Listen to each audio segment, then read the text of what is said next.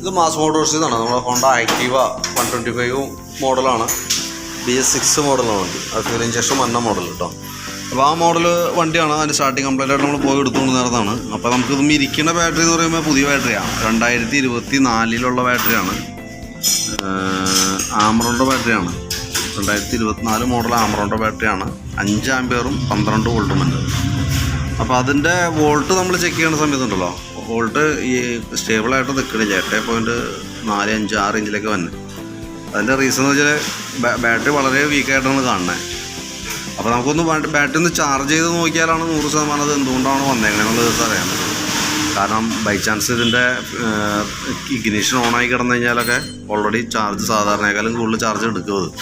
കാരണം ഇതിനകത്തെല്ലാം ഇലക്ട്രോണിക് യൂണിറ്റുകളും charge absorb ചെയ്തുകൊണ്ടിരിക്കും. അപ്പോൾ അങ്ങനെ ചാർജ് ഇറങ്ങിയതാവാനാണ് സാധ്യത. കാരണം ഇപ്പോൾ പുതിയ ബാറ്ററി എന്ന് പറയുമ്പോൾ ആമറോണിൻ്റെ ബാറ്ററി ഒന്നും പൊതുവെ അങ്ങനെ സാധാരണ രീതിയിൽ കംപ്ലൈൻ്റ് ഒന്നും വരാറില്ല. അപ്പോൾ നമുക്കൊന്ന് ചാർജ് ചെയ്ത് ഫുൾ ചാർജിലിട്ടിട്ട് വേണം നോക്കാനായിട്ട്. ഫുൾ ചാർജിലിട്ട് ചെക്ക് ചെയ്തതിന് ശേഷം നമുക്ക് ബാറ്ററി ടെസ്റ്റ് കൊടുത്തു കഴിഞ്ഞാൽ, ഇപ്പം നമ്മൾ ബാറ്ററി ടെസ്റ്റ് മോഡിലേക്ക് കൊടുത്തതാണ്. ടെസ്റ്റ് മോഡിലേക്ക് കൊടുക്കുമ്പോൾ ഓൾറെഡി ലോ ആയിട്ടാണ് കാണിക്കുന്നത് കേട്ടോ. അപ്പോൾ നമുക്ക് ചാർജ് ചെയ്തതിന് ശേഷമാണ് നമുക്കത് കറക്റ്റായിട്ട് നോക്കാൻ. കാരണം ഞാൻ ഓക്കെ ആയിട്ട് വരണം, ഓക്കെ ആയിട്ട് കിട്ടിയാലാണ് ഓൾറെഡി ബാറ്ററി കണ്ടീഷൻ എന്ന് പറയാൻ പറ്റുള്ളൂ. അപ്പോൾ ഒന്ന് ചാർജ് ചെയ്ത് നോക്കിയിട്ട് വേണം നമുക്ക് സെറ്റ് ചെയ്യാനായിട്ട്. മിനിമം സാധാരണ രീതിയിൽ വോൾട്ട് കുറഞ്ഞ രീതിയിൽ ചാർജ് ചെയ്തിട്ട് ചുരുങ്ങിയത് ഒരു 5 മണിക്കൂറിൽ ഇടണം ബാറ്ററി. എന്നാലാണ് ചാർജായി കിട്ടുള്ളൂ. അപ്പോൾ അതാണ് അതിൻ്റെ കംപ്ലൈൻറ്റ് കേട്ടോ. അപ്പോൾ നോക്കിയിട്ടൊന്ന് ഞാൻ അതിൻ്റെ ഡീറ്റെയിൽസ് വാട്സപ്പിലേക്ക് ഇട്ടേക്കാം. റിപ്ലൈ കേട്ടോ.